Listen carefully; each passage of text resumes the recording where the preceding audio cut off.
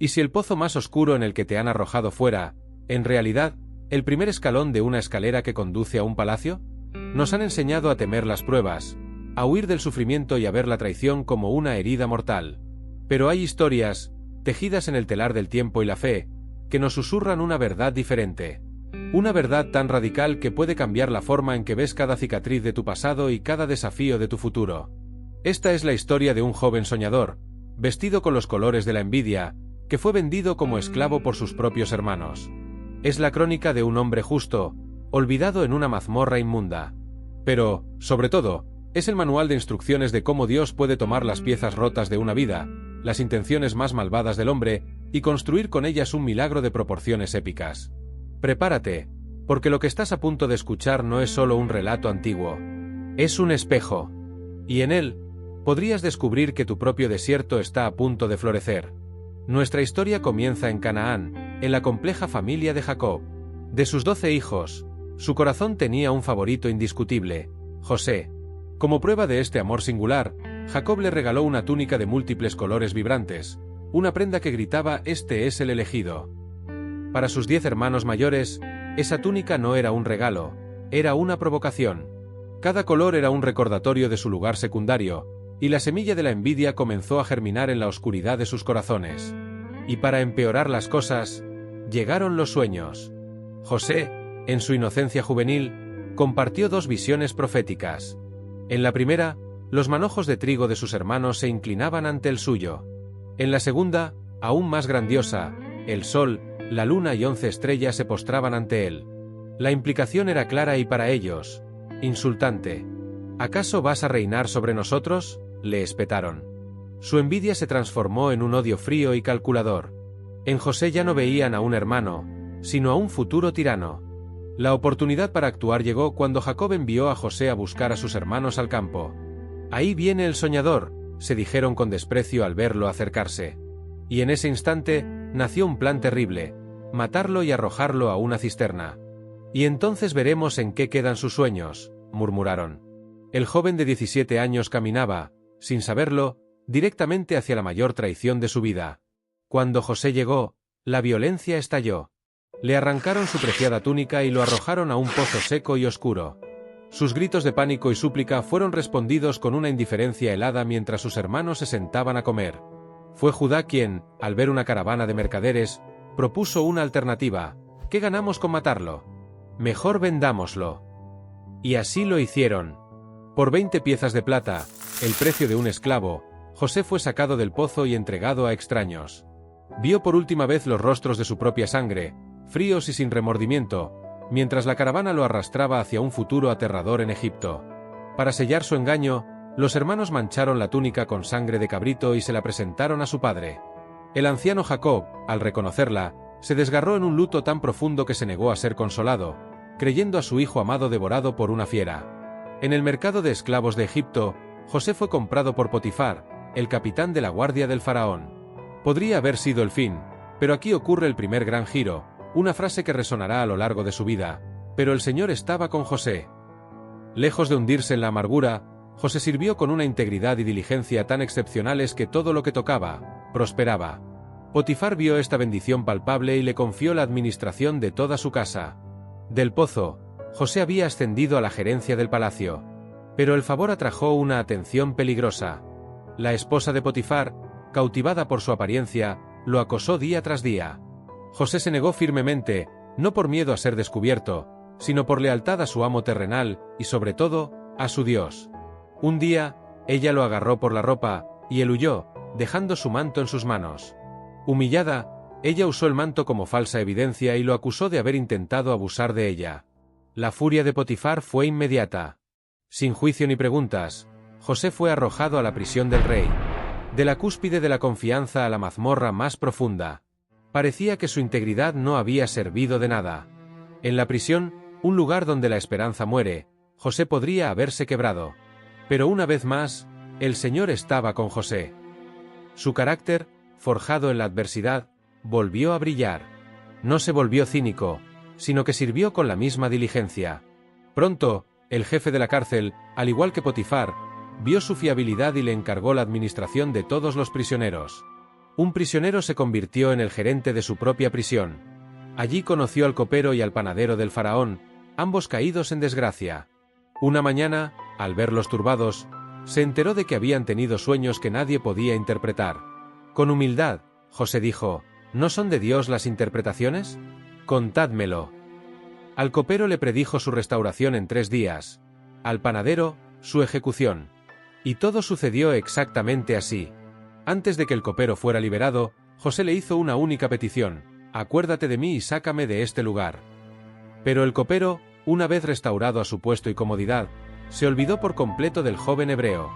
Y el jefe de los coperos no se acordó de José, sino que le olvidó. 2 años. 2 años más de silencio y espera en esa mazmorra. Fue quizás la prueba más dura, no la traición de sus enemigos, sino el olvido de quien había ayudado. Pero Dios no lo había olvidado. Estaba esperando el momento perfecto. 2 años después, el faraón, el hombre más poderoso de la tierra, tuvo 2 sueños perturbadores que nadie en su reino pudo interpretar. 7 vacas gordas devoradas por 7 vacas esqueléticas, y 7 espigas lozanas devoradas por 7 espigas marchitas. En medio de la crisis nacional, el copero finalmente recordó. Hoy me acuerdo de mis faltas, dijo, y le habló al faraón del joven hebreo en la prisión que podía interpretar sueños. Sacaron a José a toda prisa de la mazmorra, lo asearon y lo llevaron ante el rey. Ante la máxima presión, su humildad brilló.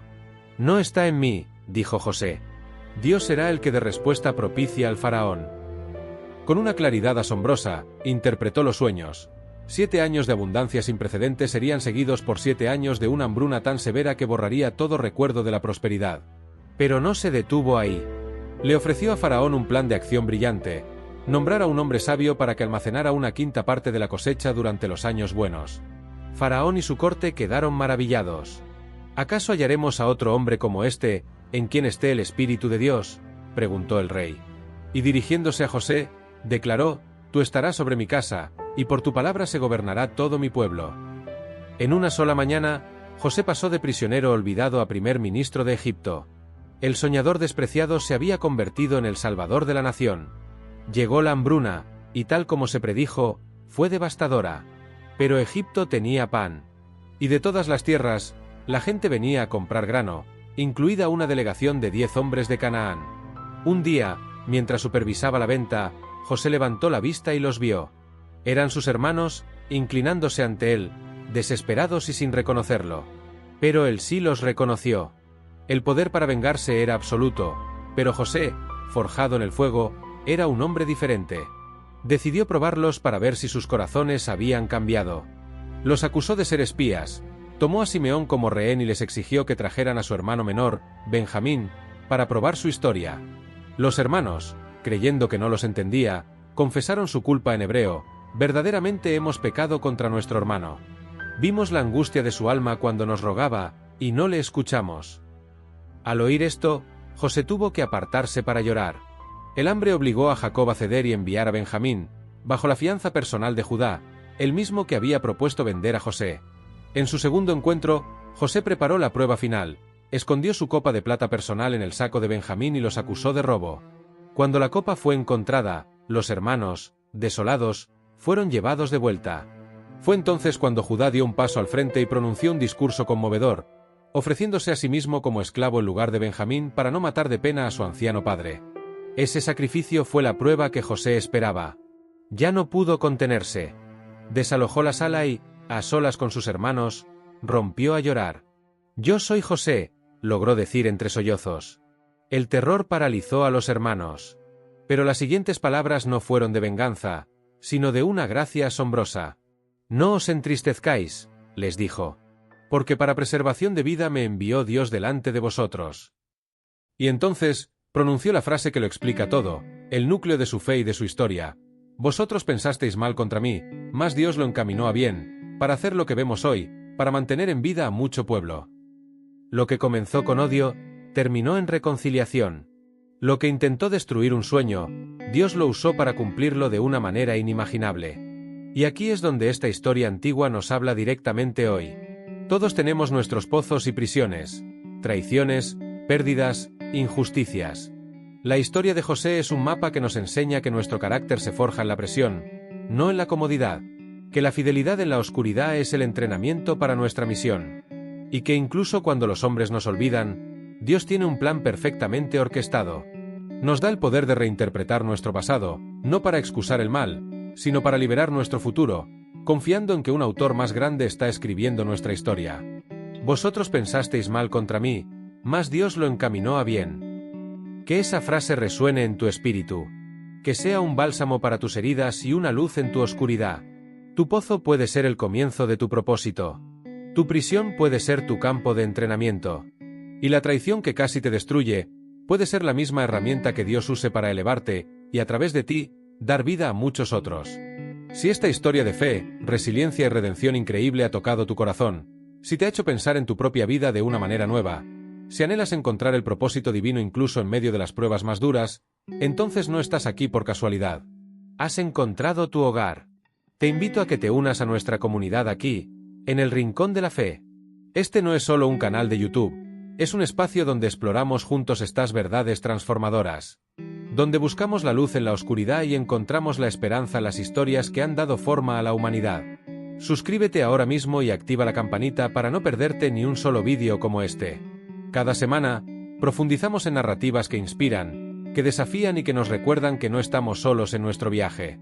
Dale me gusta a este vídeo si te ha inspirado, para que este mensaje pueda llegar a más personas que necesitan escucharlo. Y lo más importante, baja los comentarios y comparte una cosa. ¿Qué pozo o prisión en tu vida necesitas empezar a ver como una posible preparación de Dios? Tu testimonio podría ser la luz que otra persona necesita ver hoy. Gracias por acompañarnos en este viaje. Recuerda, no importa cuán oscuro parezca el pozo, la historia aún no ha terminado. Lo mejor está por venir. Nos vemos en el próximo vídeo, aquí, en el Rincón de la Fe.